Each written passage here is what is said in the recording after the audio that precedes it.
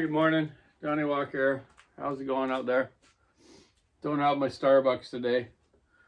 I used to always get my Starbucks because when I drive up to Johnny's to work or to the shop, I'd always stop at the Starbucks and get my coffee, which I like the best. This morning here, I made it myself and had a nice cup of coffee. Watched the news.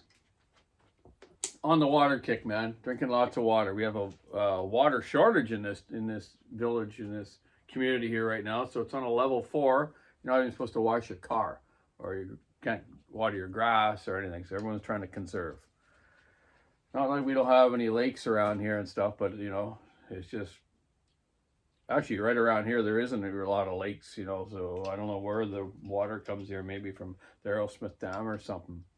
But it's a drag, man. It's too bad. We need rain here really bad. Like this side of the country right now is in a drought. There's over 800 forest fires in Canada right now.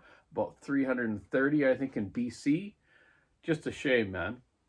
Over 1 million hectares, I think, have burnt already this year. Brutal. It was really polluting the U.S. cities in the east because the east of Canada had a lot of fires. So a lot of it was drifting down into New York. The air quality in New York was the worst in the world, apparently, just a little while ago. Maybe it still is, I'm not sure. Our air's good here. There's not any fires on the island, but on the mainland there is. So thumbs up to all the firefighters across Canada and around the world. And we have people actually coming around from different countries in the world right now helping us out. Guys from the east, guys from different countries. Good on you, man. I give you guys all a thumbs up. So yeah, this morning, I try not to do any porting here until around 10 o'clock and shut down around, 6 at night. Just don't want to pee the neighbors off. I know they don't hear me, but it's just common courtesy, right? This morning I assembled Sam Lewis's 390 and his 372 old school model with the Gilardoni cylinder on it and a single ring piston and the non-EPA carburetors. It's all the old school stuff. Husqvarna still makes them and sell them in third world countries that pollute more than our countries, but we can't run them because of the EPA laws. I like EPA laws. I think, we should go greener and stuff, but come on, man. These other countries that are so dirty, you're still letting them use them. Something wrong there. Anyways, we don't get into that topic. So yeah, just did those for Sam Lewis. He's getting piped mufflers on the 390 and the 372. And now I wanted to just show you, I'm doing a 461 for a fella. It's a used one. Hasn't been used a lot, but it's getting abused already. Let's talk about filtration systems on saws.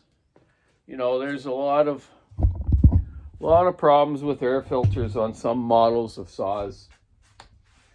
Husqvarna seems to have a better air filter system. They don't get a lot of stuff past the filters compared to some models of Stills. This is a little 550 Mark II here. This has got on it a nylon filter, the white one. These saws, when you buy them, actually come with the flock type filter. If you don't know what flock means, it's the furry type one, which doesn't allow much past it at all. They get clogged up and the thing just runs crappy, so the guy's got to clean it. These nylon type ones come in different microns of filtration usage, or particles, or whatever you want to call it. Microns. These are made more for winter, so the wet snow and stuff doesn't freeze there and clog you up. The furry type flock ones are made more for summer and extreme conditions, which everyone really should use on these, but some guys are just too lazy and they just want to be able to wash this in gas and oil out with gas, bang it out, put it back on the saw. Because the flock ones you cannot wash with gas and oil. They'll clog the material up, then it'll run rich. So unfortunately enough, Husqvarna Auto Tune and Mtronic, if the filters get like that, they will still run because they compensate, but it's still not good for it. So have extra filters, clean them properly. The flock furry type ones. Let's get an example of one here. This is off of 592, but it's the same thing. This one's dirty, Best way to wash this is in your kitchen sink. Hot soap and water, rinse it out from the inside out with hot water, get all that soap out of there, and just let it dry naturally and put it back on. Okay? So you should have, if you're in extreme conditions, you really should have a couple filters. If not, just clean them properly and put them back on. If you get holes in them, then of course change them, right? So I think Husky's got a way better system. The 592 seals very good on the inside here. And the flock definitely helps, man. So yeah. Let me show you this 461 though. They're terrible filters. In extreme conditions, you should really actually go to what they call the Max Flow air filter system, which we sell at Walker's Saw Shop, or you can order online through Still Dealers and Max Flow themselves, possibly.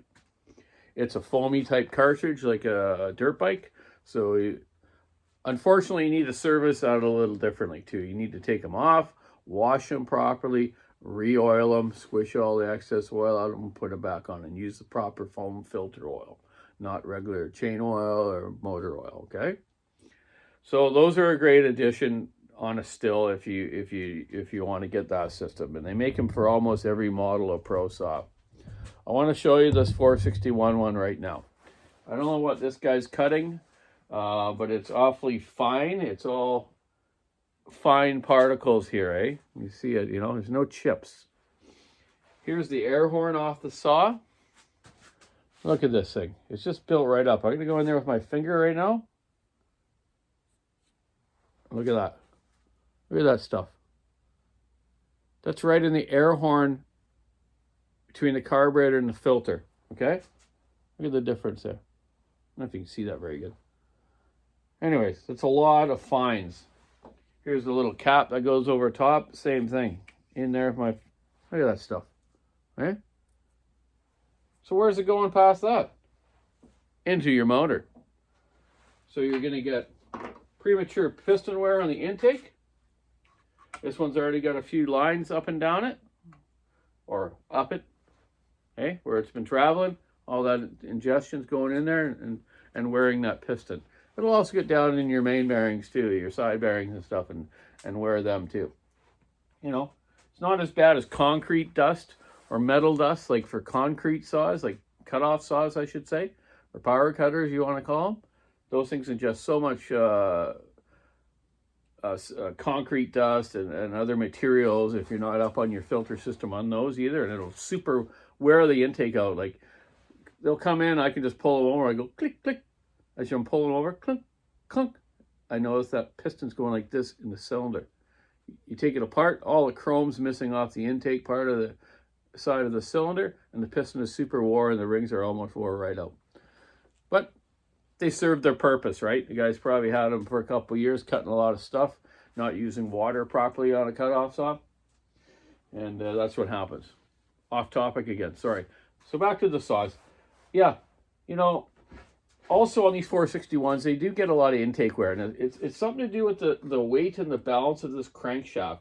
You know, it puts a lot of pressure on the intake side. When I've taken it apart used, if I'm rebuilding one or I've looked at trying to fix one for someone, they wear out real fast. It doesn't. The chrome wears somewhat, but it's more the piston skirt. You know, it's the abrasion. It's water, this fine dust.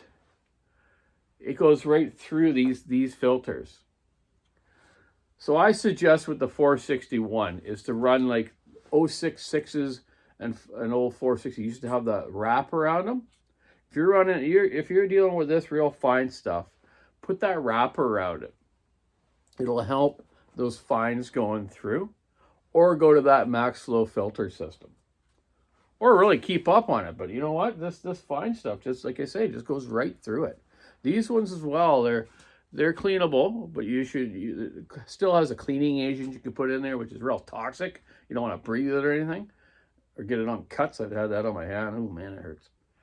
So you can clean these the same way I just said in the sink, hot soap and water, rinse it out with hot water, and hopefully it'll be all right. Sometimes they do get so bad, just replace it. They're only like, these ones are only like 20, 25 bucks, I think, from Still. Could be wrong, but anyway, I think they're around there. Where Husqvarna filters are more expensive. but they last longer. This also, I believe, that they don't seal that great on this rubber piece against the intake manifold or the carb manifold. Hey, where it seals there, you know. Is it coming from the seal, which I believe it is because I can see a bit down bottom here, but mostly is coming through the webbing of this filter.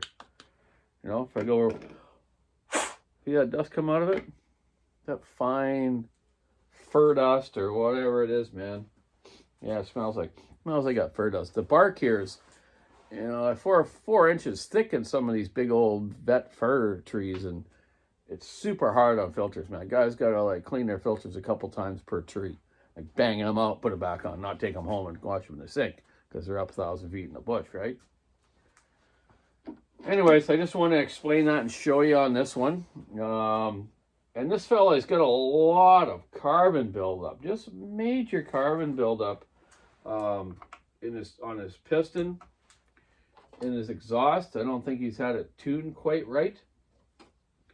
You know, might be running some crappy oil or low octane fuel, which, you know, still recommends nothing but 89 and above octane. So does Husqvarna. So you should all run at least that or better, and non-ethanol type gas if you can get it in your local area, or run Aspen or the pre-mixed Motomix still, or the Husqvarna premix. They're high octane, great oils in them, great stuff, but it's expensive to run with big crews. You know, to buy those, but you know, $30 for 5 liters of a jug, it gets too expensive. So that's why guys don't, but you should run good octane. At least run 90 and above, or 89 and above, but if you can, get 91, 92, you know, or even better if you can want to spend the extra money. That's where a lot of guys, you know, cheap out in this area these days, because our fuel costs in this country has gone like skyrocket.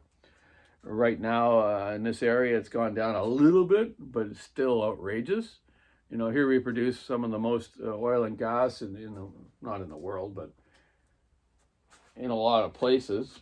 You know, these gas companies making record profits, and meanwhile we're paying record high prices. Does that make sense? No, there's something going on there, eh? You know, it's just ridiculous how much we got to spend for fuel. So I wonder if people are going to electric cars and battery charged equipment and whatnot. Anyways, that's what I wanted to show you. Now it's almost 10 o'clock. I'm going to port this 461, 550 Mark II, another 372X torque, and maybe a 562 Husqvarna. So I'm going to get at her. Then tomorrow I'm going to deliver a pile of saws back to Johnny to Walker Saw Shop so he can ship out to you fine folks. And get my dad tomorrow morning, or no, Friday morning, and go to that logger show I was telling you about. So hey, keep your saw on the wood, your stick in the ice, rubber on the road, your air filters clean. Check out the WalkerSawShop.com online store. Have a great week. It's Wednesday, July 12th. Get the Max Flow air filter if you're in that extreme conditions like that. Donny Walker, Basement Talk, over and out.